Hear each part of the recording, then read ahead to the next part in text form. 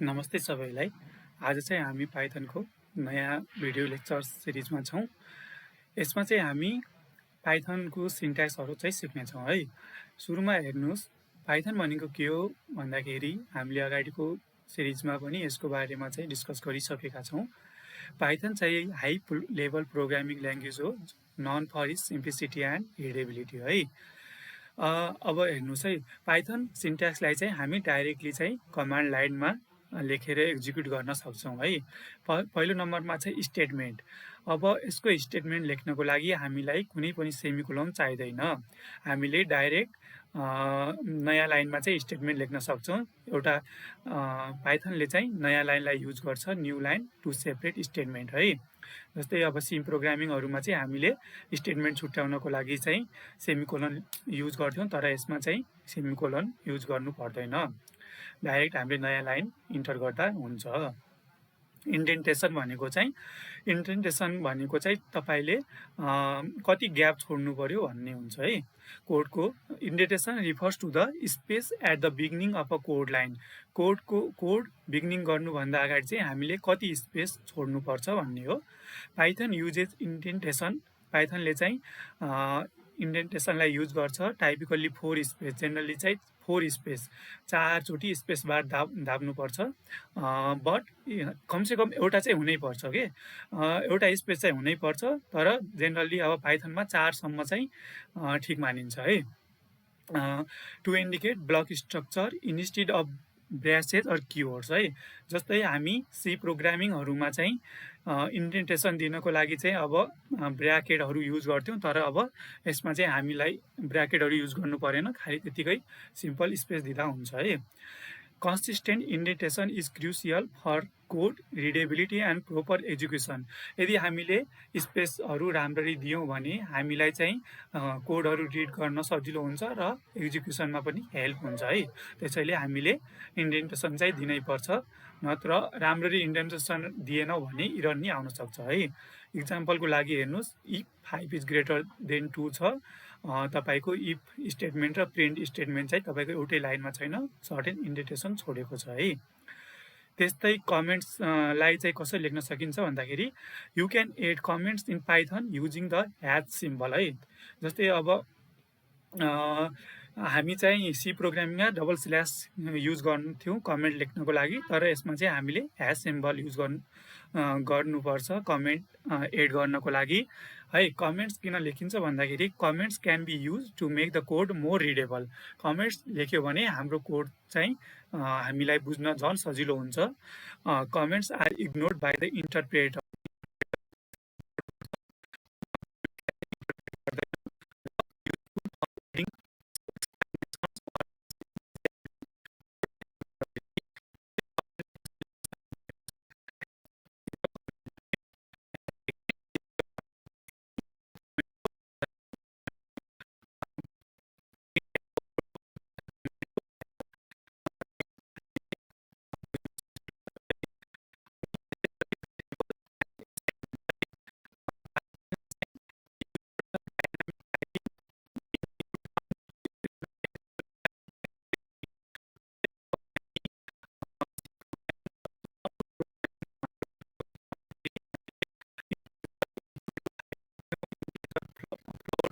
To यस्तो चाहिँ हामीले डेटा टाइपहरू चाहिँ लेख्छौँ, तर हामीले पाइथनमा त्यस्तो गर्नु पर्दैन। हामीले सिम्पल यस इक्वल टु 10 दियो भने पाइथनले आफै बुझ्छ कि हामीले इन्टेजर यक्स भनेको चाहिँ 10 इन्टेजर हो भनेर चाहिँ बुझ्छ। त्यस्तै नेम इक्वल टु जोन भनेपछि यो चाहिँ स्ट्रिङ हो भनेर चाहिँ पाइथनले चाहिँ आफै बुझ्छ है। यो चाहिँ भेरिएबललाई चाहिँ यसरी एसाइन गर्न सकिन्छ, यक्स इक्वल टु 10। अब छ हाम्रो डेटा टाइप है। डेटा टाइप भनेको के हो भन्दाखेरि data type in programming define the kind of data that can be stored and manipulated in variables or data structures.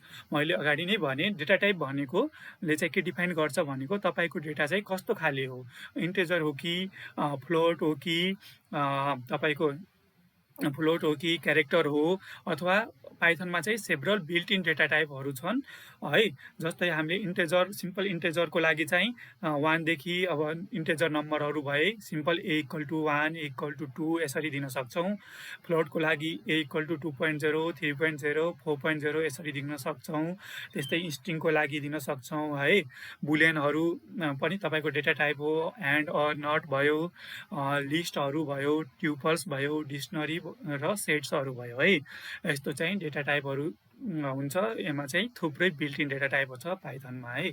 त्यस्तै गरी प्रिन्ट स्टेटमेन्ट, जस्तै to display output in Python. पाइथनमा चाहिँ हामीले कुनै पनि कुरा प्रिन्ट गर्नु पर्यो भने तपाईँ चाहिँ सिम्पल प्रिन्ट फङ्सनलाई चाहिँ युज गर्न सक्नुहुन्छ। जस्तै print hello world print function use गर्ने, त्यसपछि पाइथनमा चाहिँ कोस दिने, ब्राकेट दिने, त्यसपछि तपाईँ हेलो वर्ल्ड लेख्न सक्नुहुन्छ है। त्यसपछि कन्ट्रोल फ्लो भनेको कन्ट्रोल अब तपाईँको कोडहरूको चाहिँ फ्लोको लागि तपाईँले जस्तै पाइथनले प्रोभाइड गर्छ constructs like if, elif and else for conditional branching होइन। कन्डिसन चेक गर्नको लागि जस्तै तपाईँ पास हुनुभयो कि फेल हुनुभयो भनेर चेक गर्नको लागि चाहिँ तपाईँसँग इफ, एलिफ र एल्स स्टेटमेन्टहरू छन् है। त्यस्तै गरी तपाईँ इटरेसन चेक गर्नको लागि चाहिँ फर र वाइल लुप युज गर्न सक्नुहुन्छ। त्यस्तै तपाईँ चाहिँ आफ्नो प्रोग्रामलाई चाहिँ ब्रेक गर्नलाई अथवा कन्टिन्यू गर्नलाई चाहिँ ब्रेक र कन्टिन्यू स्टेटमेन्टहरूलाई चाहिँ युज गर्न सक्नुहुन्छ। जस्तै अब त्यसपछि चाहिँ फङ्सन छ है। पाइथनमा चाहिँ फङ्सनलाई चाहिँ डिफाइन गर्नको लागि हामी डिएफ किवर्ड युज गर्छौँ। हेर्नुहोस् है, फङ्सनलाई चाहिँ सुरुमा हामीले डिफाइन गर्नुपर्छ। डिफाइन गर्नलाई डिएफ किवर्ड लेख्ने, त्यसपछि फङ्सनको नेम लेख्ने, त्यसमा चाहिँ हामीले सर्टेन प्यारामिटर पास गर्नुपर्छ र त्यसलाई त्यो पछि चाहिँ त्यो फङ्सनलाई चाहिँ कल गर्नुपर्छ र त्यसमा चाहिँ आर्गुमेन्टहरू पास गर्नुपर्छ है। अब पाइथन इम्पोर्टिङ मोडुल्स भनेको पाइथनले चाहिँ अफर गर्छ भास्ट कलेक्सन अफ मोडुल र लाइब्रेरीहरू चाहिँ पाइथनले अफर गर्छ। हामीले चाहिँ तिनीहरूलाई चाहिँ इम्पोर्ट गर्न सक्छौँ इम्पोर्ट स्टेटमेन्टलाई चाहिँ युज गरेर है। जस्तै अब हामीले गेमहरूलाई चाहिँ इम्पोर्ट गर्नु पर्यो भने हामीसँग के छ, पाइगेम भन्ने एउटा मोड्युल छ। हामीले त्यसलाई इम्पोर्ट गर्नको लागि इम्पोर्ट लेख्ने, त्यसपछि पाइगेम लेख्ने है। त्यस्तै एक्सेप्सन ह्यान्डलिङ भनेको पाइथन प्रोभाइड गर्छ एउटा मेकानिजम टु ह्यान्डल एक्सेप्सन्सहरूलाई चाहिँ ह्यान्डललाई गर्नलाई चाहिँ पाइथनसँग एउटा मेकानिजम छ। Using try, except, finally and raise किवर्डहरू चाहिँ युज गर्न सक्छौँ एक्सेप्सनलाई चाहिँ ह्यान्डल गर्नको लागि है। यसले चाहिँ हामीलाई के गर्छ, इररलाई चाहिँ ह्यान्डल गर्न र एक्सेप्सनहरूलाई चाहिँ ह्यान्डल गर्न हेल्प गर्छ। जस्तै मानौँ कि हाम्रो लुपहरू चाहिँ कन्टिन्युसली हामीले रन गरेको छौँ भने त्यसलाई रोक्नको लागि चाहिँ, त्यस्तो इररलाई चाहिँ रोक्नको लागि चाहिँ हामीले रेज किवर्डहरू चाहिँ युज गर्न सक्छौँ है। धन्यवाद। अब चाहिँ म थ्योरीमा हामीले जुन कुरा सिक्यौँ त्यसलाई चाहिँ प्र्याक्टिकल्ली गरेर देखाउँछु। हेर्नुहोस् है, सुरुमा चाहिँ म कसरी प्रिन्ट गर्ने कोडलाई भनेर सिकाउँछु। सुरुमा चाहिँ हामीले प्रिन्ट भन्ने स्टेटमेन्ट लेख्नु पर्यो। प्रिन्ट भन्ने स्टेटमेन्ट लेख्ने बित्तिकै प्रिन्टको चाहिँ तपाईँले पी लेख्ने बित्तिकै प्रिन्ट भनेर आफै आउँछ, त्यसमा इन्टर गर्नुहोस्, आफै प्रिन्ट राइट हुन्छ। त्यसपछि तपाईँ डबल कोटेसन दिनुहोस्, त्यसपछि यसमा हेलो वर्ल्ड लेख्नुहोस् है। हेलो वर्ल्ड गर्नुहोस्। तपाईँ अब यसलाई रन गर्नुहोस्। रन गरिसकेपछि तपाईँको हेलो वर्ल्ड प्रिन्ट हुन्छ। अब चाहिँ तपाईँ कमेन्ट कसरी दिने है, हेर्नुहोस् है। कमेन्ट दिनलाई चाहिँ हामीले के गर्ने, ह्याज किवर्डलाई, ह्याज सिम्बललाई चाहिँ युज गर्छौँ। ह्याज के लेख्ने, दिस प्रिन्ट्स दिस मेसेज, यो मेसेजले के गर्छ, प्रिन्ट्स द हेलो वर्ल्ड होइन। हेलो वर्ल्ड यसले चाहिँ प्रिन्ट गर्छ भनेर मैले लेखेँ है भने। अब कमेन्टलाई चाहिँ प्रोग्राम पाइथनले चाहिँ एक्जिक्युट गर्दैन, तपाईँको कोडलाई मात्र रन गर्छ। हेर्नुहोस् है, तपाईँले डबल लाइन पनि दिन सक्नुहुनेछ। हेर्नुहोस् है, कमेन्टलाई चाहिँ डबल लाइनमा दोस्रो लाइनमा पनि दिन सक्नुहुनेछ। दिस इज द कमेन्ट भनेर लेख्नुहोस्। यसरी चाहिँ तपाईँ कमेन्ट लेख्न सक्नुहुन्छ। हेर्नुहोस् यसले चाहिँ पाइथनले चाहिँ यसलाई एक्जिक्युट गर्दैन। यसरी चाहिँ तपाईँ कमेन्टलाई लेख्न सक्नुहुनेछ। त्यसपछि चाहिँ तपाईँ इन्डेन्टेसनलाई चाहिँ हेर्नुहोस् है। इन्डेन्टेसन लेख्नलाई चाहिँ तपाईँ यस्तो इफ युज तपाईँ पहिला भेरिएबललाई चाहिँ डिफाइन गर्नुहोस्। मैले x = 5 भेरिएबल डिफाइन गरेँ। त्यसपछि मैले इफ लेखेँ इफ x को भ्यालु चाहिँ 0 भन्दा ठुलो छ भने प्रिन्ट गर्नुहोस्। मैले यो प्रिन्टलाई हटाएँ। प्रिन्ट लेख्नुहोस् नम्बर इज पोजिटिभ भनेर म प्रिन्ट गर्छु है। अनि नम्बर इज पोजिटिभ हेर्नुहोस् है। रन गर्नुहोस्। इन्डेन्टेसन इरर आयो किनकि मैले इफ स्टेटमेन्ट पछि एउटै लाइनमा चाहिँ लेख्नु हुँदैन। यो चाहिँ पाइथनको नियम विपरीत हुन्छ। त्यसैले मैले स्पेस दिने। ट्याब दिनुहोस्। जेनरली ट्याब हेर्नुहोस् है। जेनरली हेर्नुहोस् है।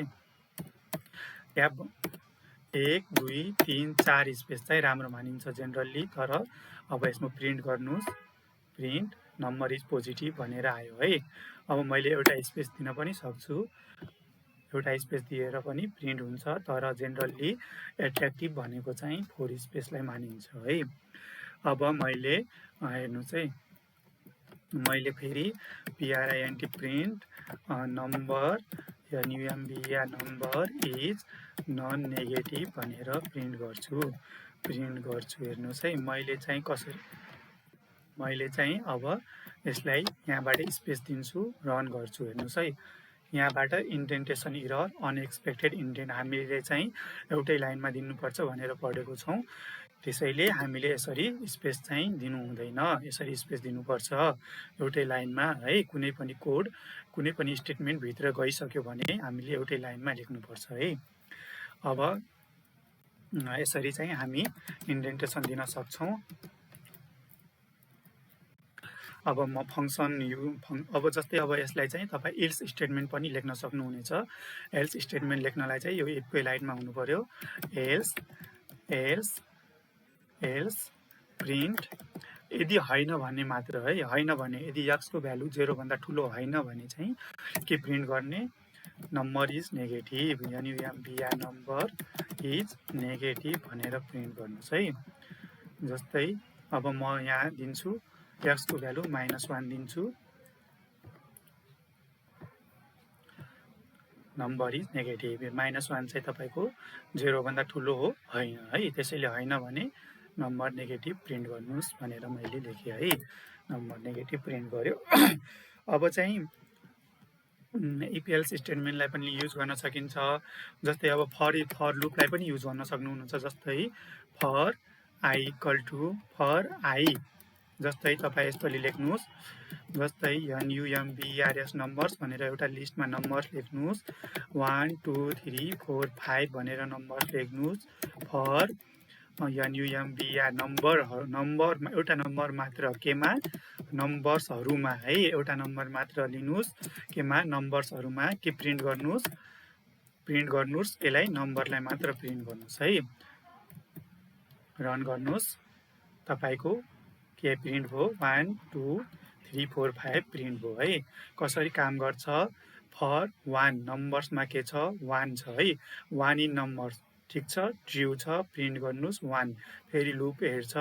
नम्बर्समा अब कति आयो? 2 जान्छ है। नम्बरमा 2 चाहिँ हेर्छ। 2 नम्बर्सहरूमा चाहिँ 1 2 3 4 5 छ। सुरुमा 1 इन नम्बर्सलाई चेक गर्छ। प्रिन्ट गर्छ 1 लाई। 2 इन नम्बर्समा चेक गर्छ। 2 लाई प्रिन्ट गर्छ। त्यस्तै 3 4 5 लाई चाहिँ यसरी फर लुप लगाएर हामी प्रिन्ट गर्न सक्छौँ। अब हामी चाहिँ फङ्सनलाई हेरौँ है। फङ्सनलाई चाहिँ हामी df कीवर्ड युज गरेर लेख्न सक्छौँ। फङ्सनमा चाहिँ फङ्सनको नाम दिनुपर्छ। मैले दिएँ हेलो WORLD हेलो ओल्ड भनेर दिएँ। फङ्सनमा आर्गुमेन्ट पठाउनु पर्छ। मैले x पठाएँ। x राखेँ। मैले रिटर्न के गर्ने हो? मैले आउटपुट के चाहिएको हो?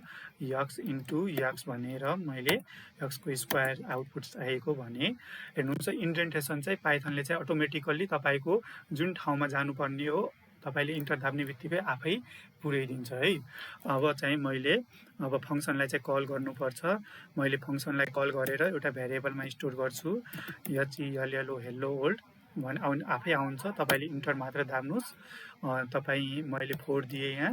अब मैले प्रिन्ट गर्छु, यसलाई प्रिन्ट गर्छु है, यसलाई प्रिन्ट गर्छु, रन गर्नुहोस्, कति आउँछ 16 आयो है। यो मेसेजलाई हेर्नुहोस् 16 आयो है। 16 भनेको 4x4। यसले कसरी काम गर्छ भन्दाखेरि जब मैले हेल्लो वर्ल्डलाई कल गरेँ, हेल्लो वर्ल्डमा चाहिँ यसको ठाउँमा 4 गएर बस्यो, रिटर्न गर्दाखेरि 4x4 भनेको 16 रिटर्न भयो। रिटर्न कहाँ हुन्छ भन्दाखेरि मैले जहाँबाट कल गरेको छु त्यहीँ गएर बस्छ। हेल्लो वर्ल्डबाट कल गरेको भने 16 को भ्यालु चाहिँ हेल्लो वर्ल्डमा बस्छ। अब मैले हेल्लो वर्ल्ड केमा राखेको छु, एमा चाहिँ हेल्लो वर्ल्ड राखेको छु भने A=16 हुन्छ। त्यसै गरी प्रिन्ट के हुन्छ, 16 चाहिँ प्रिन्ट हुन्छ है। त्यस्तै गरी अब मोडुललाई चाहिँ इम्पोर्ट गर्नको लागि चाहिँ तपाईँ import इम्पोर्ट किवर्ड लेख्नुहोस्। इम्पोर्ट किवर्ड लेख्नुहोस्। त्यसपछि मोडुलको नेम जे पनि लेख्न सक्नुहुनेछ। मैले जस्तै पाइगेम लेखेँ भने पाइगेम चाहिँ तपाईँको मोड्युल हो है, यसरी लेख्न सक्नुहुनेछ। हस्, धन्यवाद। यदि कुनै क्वेसन भयो भने कमेन्ट गर्नुहोला। मेरो च्यानललाई लाइक गरिदिनु होला, सब्सक्राइब गरिदिनु होला। धन्यवाद।